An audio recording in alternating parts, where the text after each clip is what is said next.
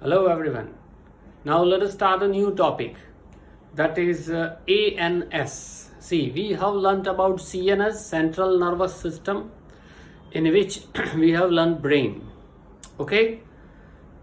Now you have also learnt about PNS, Peripheral Nervous System, which include nerve cells, that is neuron, and cranial nerves, means the nerves which produces from brain. And now ANS, Autonomous Nervous System, which includes spinal cord and their nerves, that is sensory, motor, and association nerves, that is mixed nerves. Okay, so we start with ANS. ANS, that is known as Autonomous Nervous System.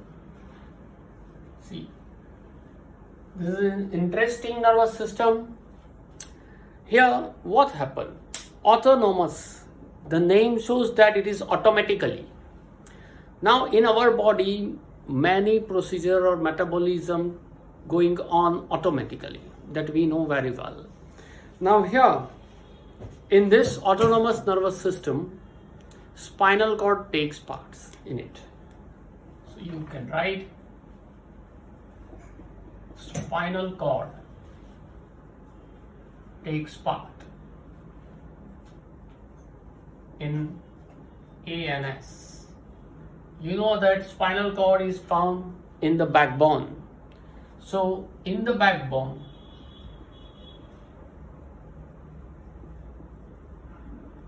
spinal nerves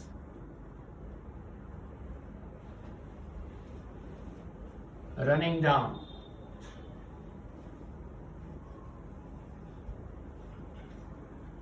"31 pairs of spinal nerves arises from spinal cord, and it acts as autonomous nervous system. 31 pairs of spinal nerves arises from spinal cord. Some nerves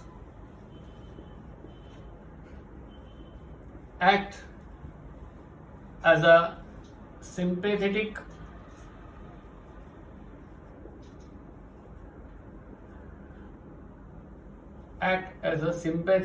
nervous system,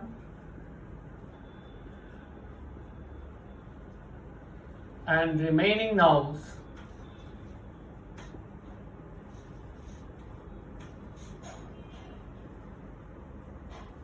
act as a parasympathetic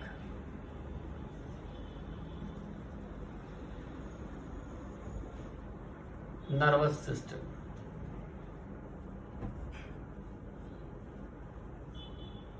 Is it okay? See how it happens.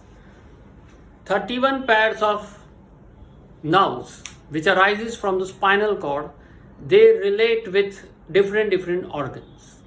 Maybe some nerves relate with heart, some relate with kidney, some with liver, some with stomach, some with other organs. Okay.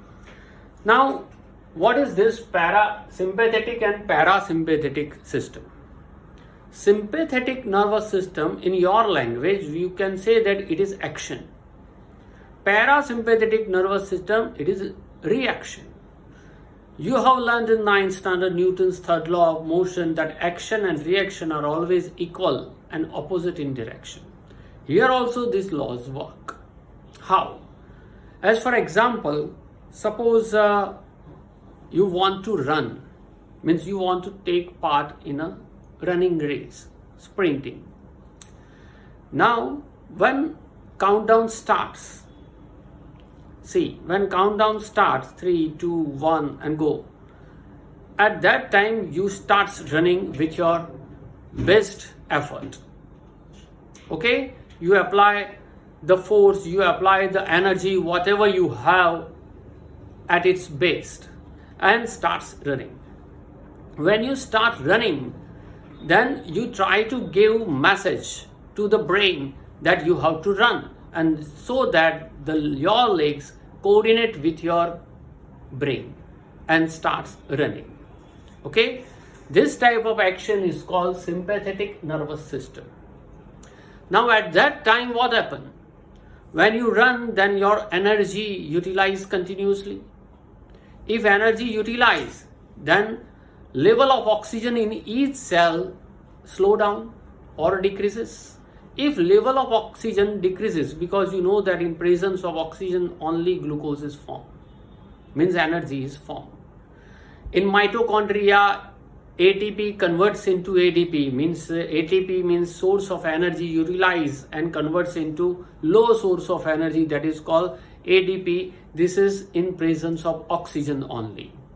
So your energy utilized continuously while you're running. Okay?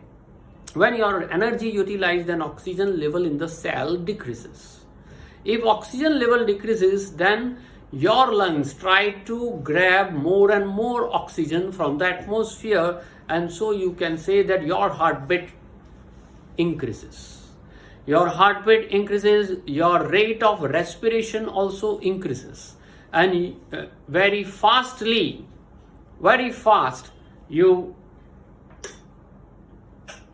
try to grab or you try to inhale this oxygen. Okay, at that time we said that sympathetic nervous system is acting. Now on the opposite side, parasympathetic nervous system act at the same time simultaneously. Means parasympathetic nervous system means this nerves try to control the heartbeat of heart. It try to control the action of lungs. Okay, so that lungs and heart remain in its original position, but you are running. Okay, and you are running by giving your extraordinary effort. Now slowly, gradually, this parasympathetic nervous system, that is called reaction. This parasympathetic nervous system gives signal to your brain and spinal cord that please try to calm down, try to slow down, otherwise your heart will fail. Means slowly, gradually you give your best effort, and after that you realize that this is enough for you. Now afterwards you will not run more. Means this is because of parasympathetic nervous system. Means action is there, reaction is opposite to that. Reaction and action try to balance the metabolism. It try to balance your ideal situation of body. And that's why this autonomous nervous system works. This is only one example. You can give other example also. As for example, suppose some dust particle or microbes when enter in your eyes while you are driving a bike or scooter. Okay, what happened? Very fast you try to remove with your hand, and because of it, what happened? Your eye become red or reddish. So don't do this. Your natural body system try to remove this dust particle, try to remove this mosquito or microbes. So what happens when any particle, foreign matter enter into your eyes, then lacrimal gland below these eyes start acting. It will react. Okay, this is called parasympathetic. Sympathetic is what? Mosquito or any microbe or dust particle enter and your eyes start reacting. This is sympathetic. Now at that time, lacrimal gland also become reactive. When lacrimal gland reactive, then tears comes out from your eyes and it try to wash out this dust particle or microbes or mosquito. Otherwise, it try to move this mosquito in a corner so that your vision is clear. Afterwards, when you reach the home, then try to remove it safely. So this is sympathetic and parasympathetic nervous system, which is called autonomous nervous system. It also helps in hormones. When you are growing, at presently you are in adolescence age, means teenage, scientific language it is called adolescence. Okay, now at that time your growth hormone your thyroid hormone, your adrenaline hormone, all these hormones are active. And how much amount of hormone is secreted in the bloodstream is decided by this autonomous nervous system. So that your growth is according to your DNA, your genes, your hereditary.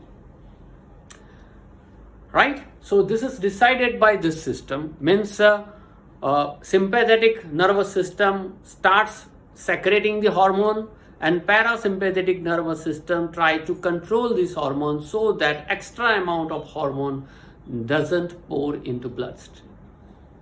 Okay, this is the autonomous nervous system. Remember one thing, that when you read the textbook, then this type of separation of nervous system or this type of examples are not given in your textbook, but in exam questions will be asked like this. Okay, so don't rely only on textbook. You must have to read a textbook so that you can easily find out which type of syllabus or which type of points are there. Okay, somewhat you feel that, you maybe feel that this is out of course. No, this is not out of course. Okay, sometimes in board exam it will ask in this way, and that's why I separate each and every topic. That's it.